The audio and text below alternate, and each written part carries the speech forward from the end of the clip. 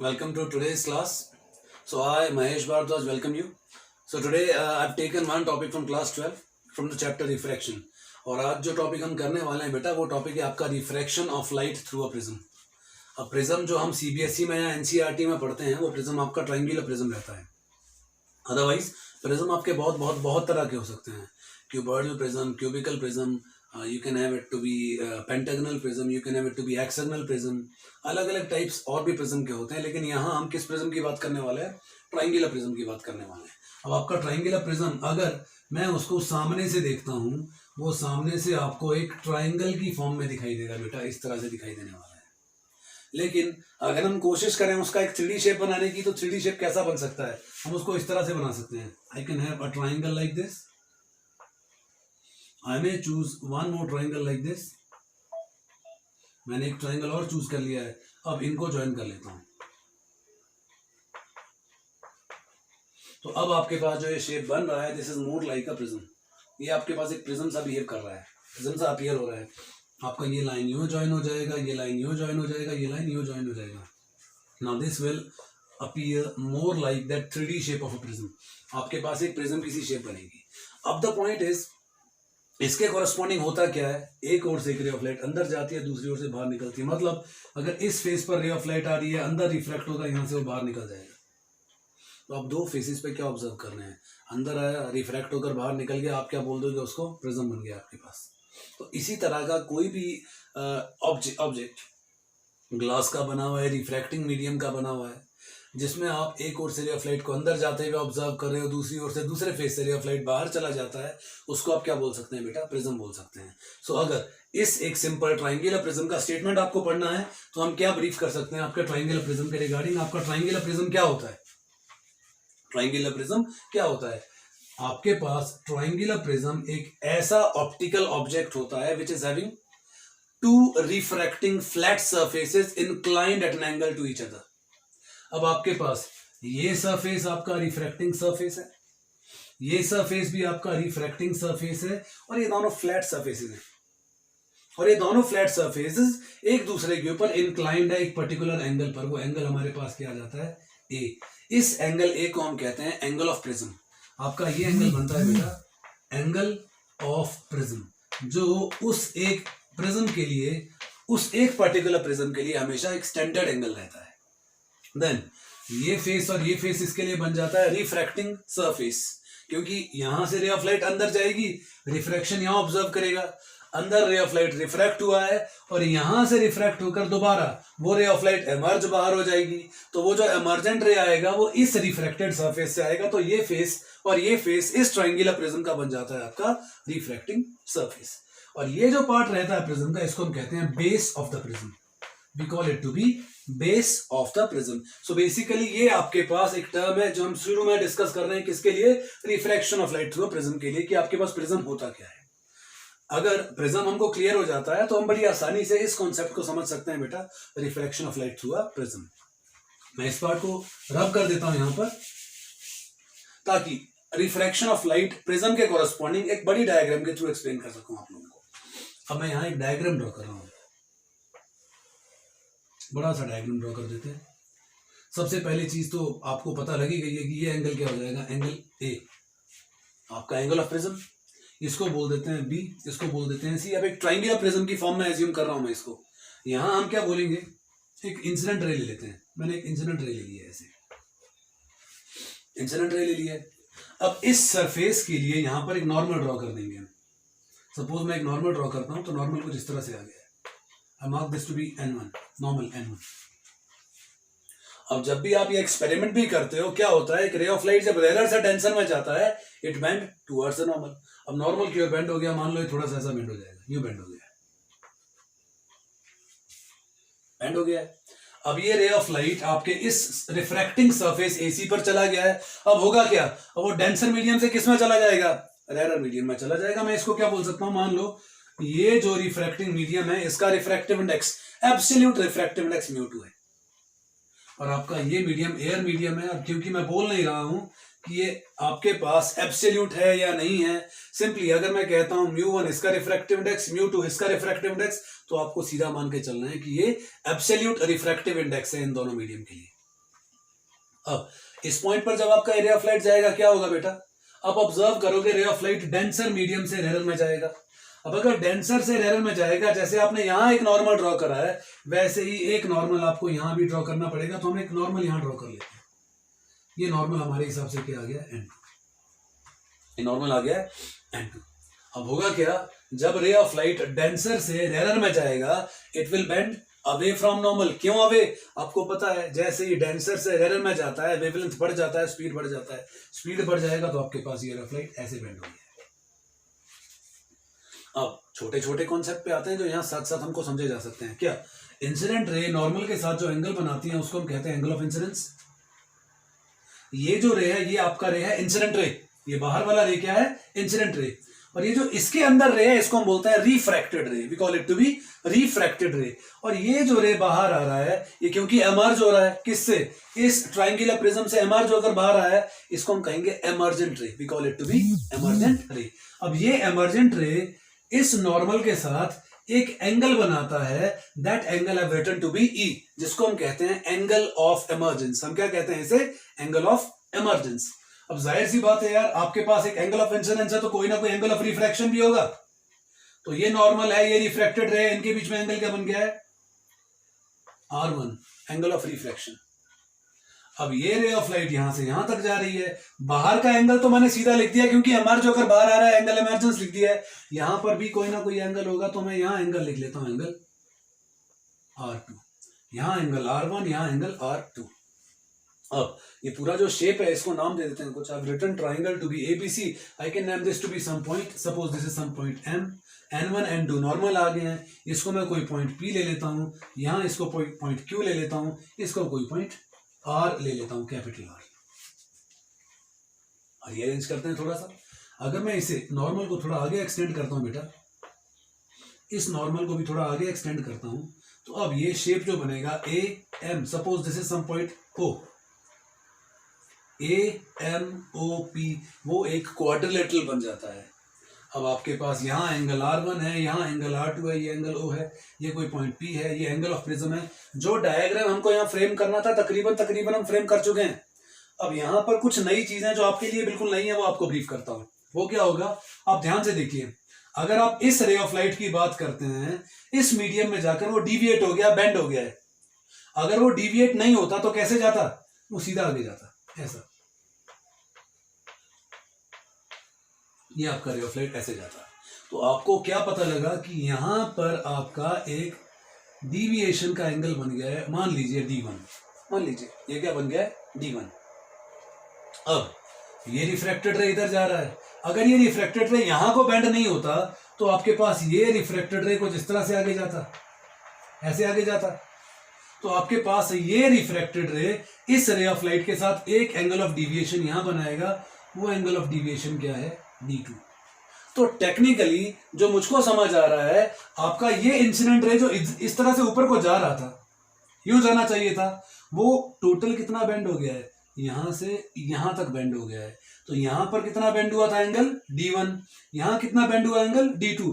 तो total bending of angle जो आप ऑब्जर्व कर रहे हैं इस इंसिडेंट रे के लिए वो कितना है, D1 प्लस D2। लेकिन जब हम रिप्रेजेंट करते हैं D1 और D2 की फॉर्म में रिप्रेजेंट नहीं करते हैं इसको, हम इसको D1 और D2 की फॉर्म में रिप्रेजेंट नहीं करते हैं। ये जो चीज मैंने D1 D2 लिखी थी ये सिर्फ एक्सप्लेन करने के लिए लिखी थी कि यहाँ एक एंगल D1 बन जाएगा और वहां एक एंगल D2 बन जाएगा, और ये दो एंगल आपके पास टोटल डिविएशन इसकी रिप्रेजेंट करने वाले हैं। अब यहां पर डिविएशन अगर रिप्रेजेंट करनी है तो हम कैसे रिप्रेजेंट करेंगे, सिंपल। इंसिडेंट रे को आपने एक्सटेंड कर दिया आगे, M से किसी पॉइंट M डैश पर ये रे ऑफ लाइट आगे चला गया है, M से आगे M डैश पर चला गया है। अब ये जो आपका एमर्जेंट रे है इसको हम बैकवर्ड एक्सटेंड कर देते हैं।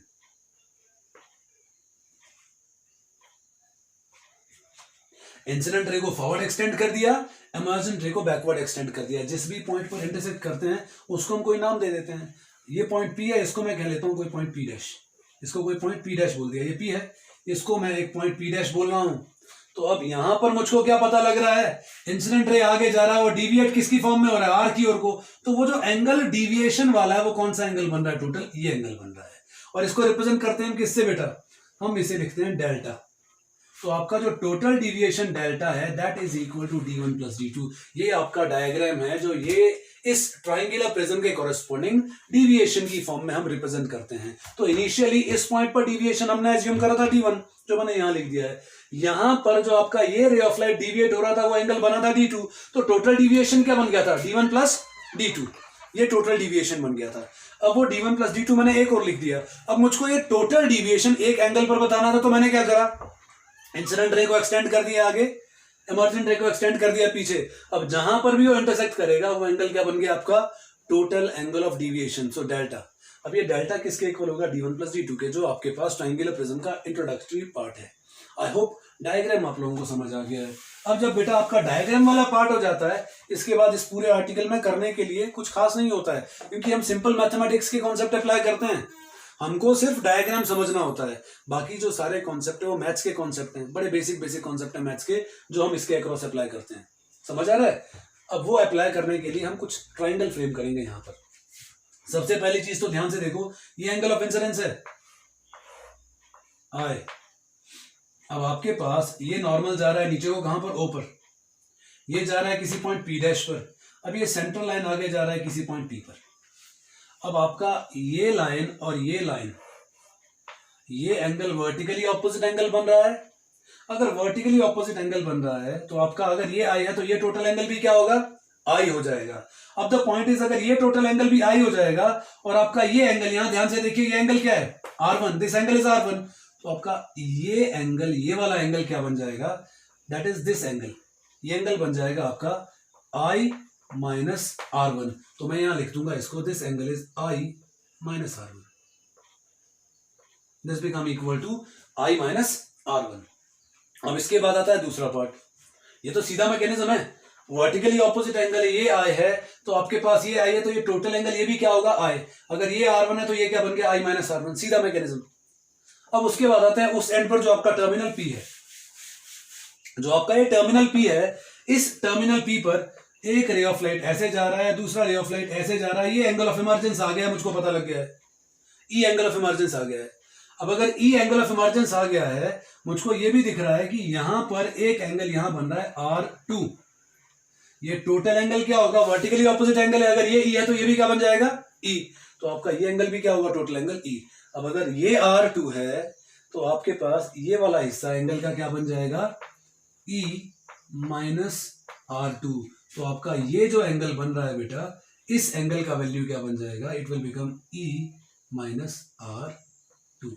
ये आपका एंगल बनता है यहां पर। So this angle becomes I minus R1 and that angle becomes E minus R2। तो मेरे पास सारे एंगल क्लियरली यहां पर फ्रेम हो गए हैं। डायग्राम मेरा ऑलमोस्ट कंप्लीट हो गया है, ऑलमोस्ट क्या, पूरा कंप्लीट हो गया है, इसमें करने को कुछ नहीं बचा है। अब ये जो भी एंगल मैंने फ्रेम करे हैं, इन एंगल के बेसिस पर मैं आपके इस कॉन्सेप्ट को आगे ले जाऊंगा। अब मैं एक ट्राइंगल चूज करूंगा। कौन सा ट्राइंगल, मैंने एक ट्राइंगल चूज कर लिया। ये ट्राइंगल है M, this point is P dash, जो मेरे पास ये बन रहा है पॉइंट P डैश, और ये पॉइंट है आपका P। इसमें आपका ये एंगल आ गया है डेल्टा, एंगल ऑफ डिविएशन क्या है, डेल्टा। यहाँ एंगल क्या है, I माइनस R1, यहाँ एंगल क्या है, E माइनस R2। तो मैं यहां पर सीधा एक्सटीरियर एंगल प्रॉपर्टी अप्लाई कर सकता हूं। मालूम है ना आपको, exterior angle is equal to sum of interior angle. आसान सा है, कुछ नहीं है, ये होगा इन दो के सम के इक्वल हो जाएगा, जो आप मैथ्स में पढ़ते रहे हो 9th 10th तक। सीधा कैरी करते हैं उसको, तो हम लेते हैं in triangle the triangle is M P dash P using your exterior angle property. और एक्सटीरियर एंगल प्रॉपर्टी क्या बन जाएगा, delta will be equal to I minus R1 plus E minus R2। Rearrange करें, रीअरेंज करने के बाद आपका जो एंगल ऑफ डिविएशन है उसका वैल्यू बन जाएगा I plus E minus R1 plus R2। मैंने सीधा R1 प्लस R2 लिख दिया है, क्यों, ये बन जाएगा minus R1 minus R2, minus common अंदर बच गया, R1 प्लस R2, सिंपल। सो इसको मार्क कर लेते हैं इक्वेशन नंबर 1, पहली इक्वेशन जो हमारे पास फ्रेम हो गई है। अब आते हैं नेक्स्ट पार्ट पर, क्योंकि हमको चीजें अपने हिसाब से अपने अकॉर्डिंग फ्रेम करनी है। अब अगर अपने अकॉर्डिंग फ्रेम करनी है तो छोटे छोटे स्टेप्स को कनेक्ट करके, रिलेट करके आगे जाना पड़ेगा। अब अगर रिलेट करके इनको आगे जाना है तो मैं अगला ट्राइंगल चूज करूंगा। अब आपका नेक्स्ट ट्राइंगल आएगा, वो कौन सा ट्राइंगल आएगा, यहां पर एक ट्राइंगल चूज करता हूं मैं जिसमें R1 आ रहा है, R2 आ रहा है, और तीसरा एंगल क्या आ रहा है। वो ट्राइंगल में तो सबको पता है यार, 3 एंगल का सम क्या होता है, 180 डिग्री। तो हम ट्राइंगल चूज करते हैं, वो ट्राइंगल आपका आ गया। ये एम पी ओ, ये R1 आ गया, ये R2 आ गया, ये वाला एंगल आपका आ गया MOP। MOP का वैल्यू हो जाएगा आपके पास ऑब्वियसली इसका सम, इसका सम, इसका सम, इन तीनों एंगल का sum equal to 180 degree. So will choose a triangle in triangle MOP। एक एंगल है R1, ये एंगल है R2, तो बन जाएगा R1 plus R2 plus MOP, that is angle MOP लिख देते हैं यार, angle MOP that comes out to be 180 degree, because बाकी तो मेरे पास एंगल का सीधा वैल्यू है। यहां पर लिखते हैं angle MOP is equal to 180 degree, simple. अब नेक्स्ट पार्ट आपके पास आ जाएगा। नेक्स्ट पार्ट हम क्या करेंगे, इसको मार्क करेंगे इक्वेशन नंबर 2। अब एक दूसरा फिगर हम यहां से चूज करने वाले हैं। दूसरा फिगर कौन सा चूज करने वाले हैं, जैसे हम अलग अलग ट्राइंगल चूज कर रहे हैं इस डायग्राम के बेसिस पर, मैंने शुरू में ही कहा था मेरे पास एक क्वाड्रिलेटरल ही बनेगा। अब वो क्वाड्रिलेटरल कौन सा बन रहा है, AMOP, AMOP। अब मैं वो क्वाड्रिलेटरल फ्रेम करता हूं यार, यहां पर आपके पास AM, this is O, this one is P, OP, this is A and this one is M। अब आप अगर ध्यान से देखें, ये आपका क्या आ रहा है, नॉर्मल आ रहा है, ये आपका आ रहा है नॉर्मल। नॉर्मल का मतलब ये क्या एंगल है, 90 डिग्री। ये भी आ रहा है नॉर्मल, आप देखें यहां पर P के पास से जो अंदर को आ रहा है, ये भी क्या आ रहा है, नॉर्मल। ये वाला एंगल आपके पास बनने वाला है टोटल, ये भी नॉर्मल आएगा।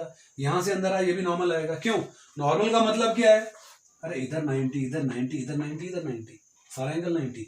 वही चीज वहां पर भी एप्लीकेबल है, ये इस तरह से आएगा, ये भी 90, ये भी 90, ये भी 90, सारा 90 हो जाएगा। तो मैंने कौन सा क्वाड्रिलेटरल चूज करा है, मैंने चूज करा है AMOP।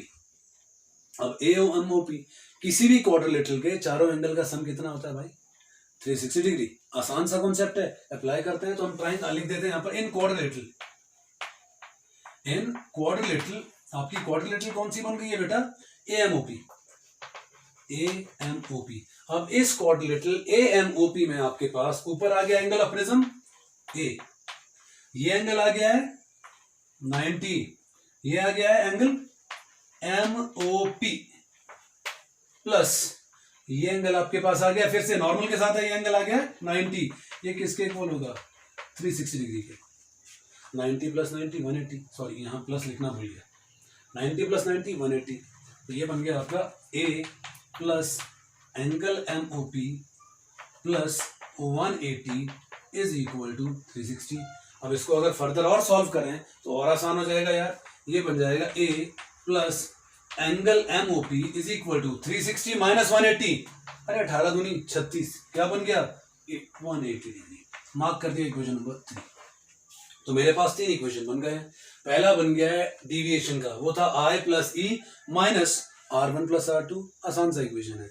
दूसरा बन गया है R1 plus R2 plus angle MOP is equal to 180 degree, दूसरा इक्वेशन है। तीसरा A plus angle MOP is equal to 180 degree. अब अगर मैं 2 और 3 आपकी सेकंड और थर्ड इक्वेशन को कंपेयर करूं, देख लो यार, R1 प्लस R2 और A, यही 2 अलग टर्म्स हैं, अदरवाइज MOP यहां भी है, यहां भी है, 180 यहां भी है, यहां भी है। तो कंपेयर करूंगा, क्या वैल्यूज आएंगी, A will be equal to R1 plus R2। आसान सा कॉन्सेप्ट। आपके पास इस A का वैल्यू क्या आ जाएगा, R1 प्लस R2, तो हम कैरी कर लेंगे यहां से सीधा, यो कंपेयरिंग 2 and 3। जब 2 और 3 को आप कंपेयर करने वाले हो, इन दोनों को कंपेयर करके आपके पास रिलेशन बनने वाला है, बड़ा आसान सा। यहाँ पर कौन सा रिलेशन बनेगा बेटा, your A will be equal to R1 plus R2 as equation number 4। तो बड़ा आसान सा कॉन्सेप्ट पता लग जाएगा। हर बार के लिए ये चीज कब याद रखनी है, तुम लोगों ने न्यूमेरिकल्स के लिए याद रखनी है। हम लोग कैसे करते हैं बेटा, तुमको ये एंगल दे रखा होता है, ये एंगल दे रखा होता है, यहां से एक रे ऑफ लाइट अंदर आ रहा है, बाहर जा रहा है, टोटल इंटरनल रिफ्लेक्शन कर ऑब्जर्व कर रहा है, रिफ्रैक्ट हो रहा है, या फिर इस प्रिज्म के इंटरफेस पे जा रहा है। तुमको ये एंगल निकालना बड़ा आसान हो जाएगा। क्यों, A is equal to R1 plus R2, angle of prism आपको दे रखा है, R1 आपको पता है, R2 निकालना is not a big deal now, because हमारे पास एक सीधा फॉर्मूला है इसको लेकर, A comes out to be R1 plus R2। तो यहां से ये फॉर्मूला आप अप्लाई कर सकते हैं। Going after question number 4, equation number 4। अब इक्वेशन नंबर 4 में A का वैल्यू आ गया है। अगर मेरे पास A का वैल्यू आ गया तो आपका इक्वेशन नंबर 1 मॉडिफाई हो जाएगा। अब जो आपका इक्वेशन नंबर 1 बनता है बेटा, वो इक्वेशन नंबर 1 आपके पास बन जाएगा, delta is equal to I plus E minus A, which is equation number 5। ये काफी इंपॉर्टेंट ऑब्जर्वेशन है आपकी, जो किसके कॉरेस्पॉन्डिंग आती है. We get all these observation in case of your triangular prism. जब भी हम क्या ऑब्जर्व कर रहे हैं, रिफ्रैक्शन थ्रू अ प्रिज्म. यहां पर कुछ इंटरेस्टिंग चीजें और आती हैं बेटा. यहाँ कुछ इंटरेस्टिंग चीजें और आती हैं. हम यहाँ पर एक एक्सपेरिमेंट करते हैं लैब में. न्यूमेरिकल भी करते हैं, ऐसा नहीं कि एक्सपेरिमेंट ही करते हैं. डिविएशन और एंगल ऑफ इंसिडेंस के बीच में हम एक ग्राफ प्लॉट करते हैं. जब हम एंगल ऑफ इंसिडेंस और एंगल ऑफ डिविएशन के बीच में ग्राफ प्लॉट करते हैं तो कुछ ऑब्जर्वेशंस हैं जो मैं आपको यहाँ ब्रीफ करने वाला हूँ, और उसके बेसिस पर आपके पास एक फॉर्मूला डेवलप करने वाला हूँ. राइट. तो मैं यहाँ आपके पास एक ग्राफ प्लॉट कर लेता हूँ. आई गेस साइज थोड़ा छोटा हो गया है. अब यहाँ आपके पास आ गया डिविएशन. डिविएशन ऊपर चला गया है, एंगल ऑफ इंसिडेंस इधर चला गया है. किस डायरेक्शन में जा रहा है, एक्स के. ये किस डायरेक्शन में जा रहा है, वाई के. अब जो ग्राफ आपके पास एंगल ऑफ डिविएशन और एंगल ऑफ इंसिडेंस के बीच में प्लॉट होता है, वो कुछ इस तरह का ग्राफ बनता है.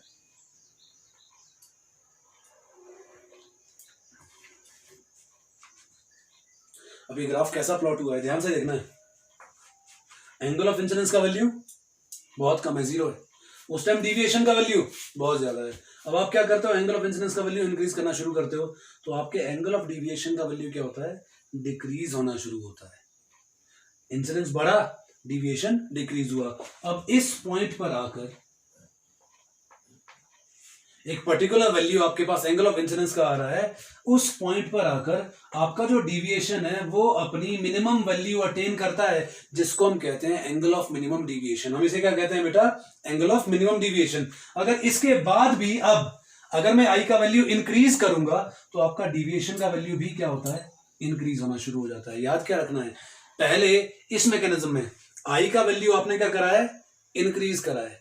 जहां आई इंक्रीज कर रहा, आई का वैल्यू ऊपर बढ़ रहा है, डेल्टा का वैल्यू नीचे जा रहा है. सीधा सा मैकेनिज्म है.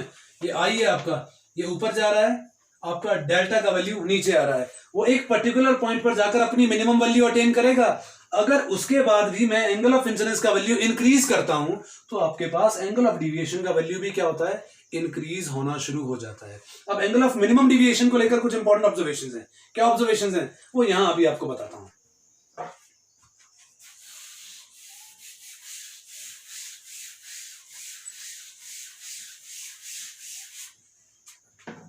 बहुत important observations angle of deviation को लेकर है.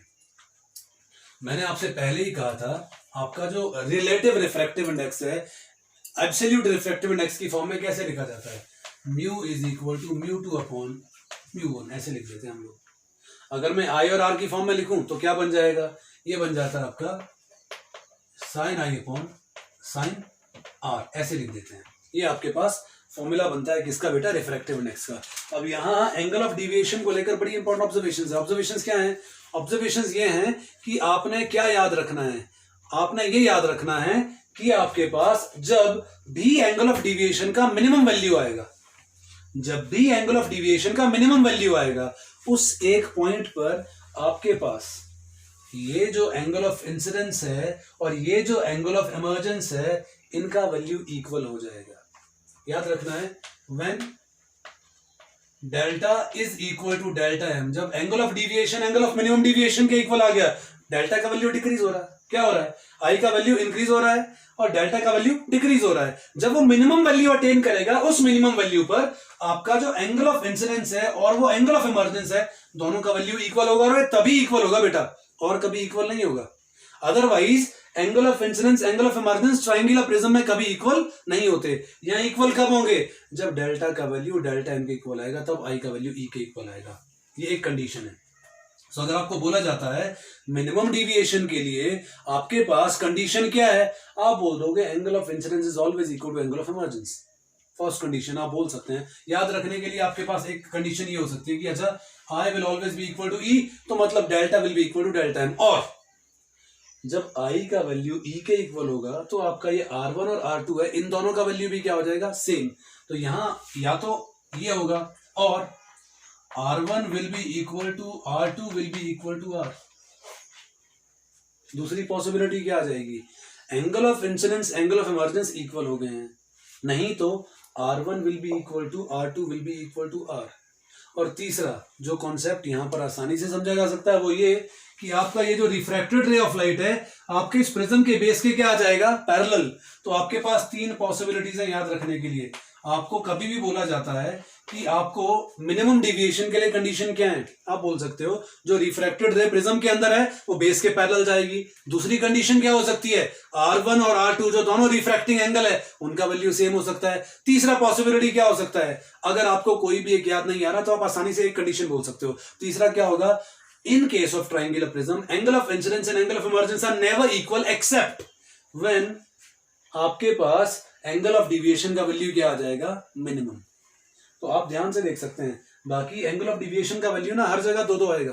देखो जो वैल्यू आपके पास डिविएशन का यहां पर है, मान लीजिए ये डेल्टा 1 है ये डेल्टा 2 है, तो आपके पास दो अलग अलग एंगल ऑफ इंसिडेंस के लिए डिविएशन की सेम वैल्यू आ रही है।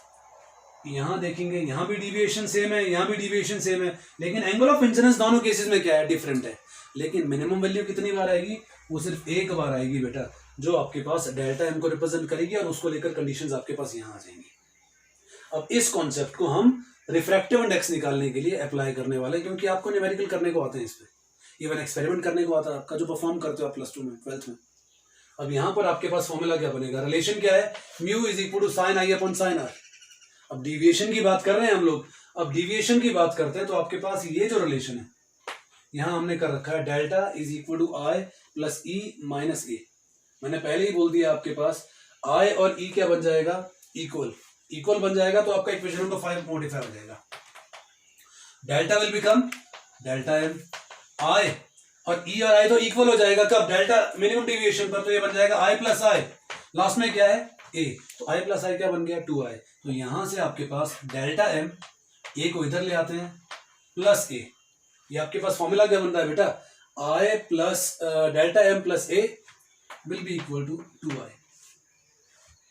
अब इसको रीअरेंज करेंगे, यहां से आई का वैल्यू क्या बन गया, a plus delta M upon 2, ये हमारे पास आ गई एंगल ऑफ इंसिडेंस की वैल्यू।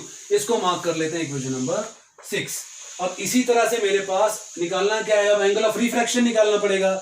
अगर एंगल ऑफ रिफ्रैक्शन निकालना है तो एंगल ऑफ रिफ्रैक्शन निकालने के लिए भी कंडीशन वही आ गई है, R1 R2 किसके इक्वल आ गए हैं, R के। तो सीधा यहां पर आ जाते हैं, किस पे, इक्वेशन नंबर 4 जो था आपके पास, A will be equal to R plus R, A is equal to R plus R, R plus R क्या बन गया 2R। तो आपके एंगल ऑफ रिफ्रैक्शन का वैल्यू क्या बन गया, A अपॉन 2। तो मेरे पास एंगल ऑफ इंसिडेंस का वैल्यू भी आ गया, एंगल ऑफ रिफ्रैक्शन का वैल्यू भी आ गया।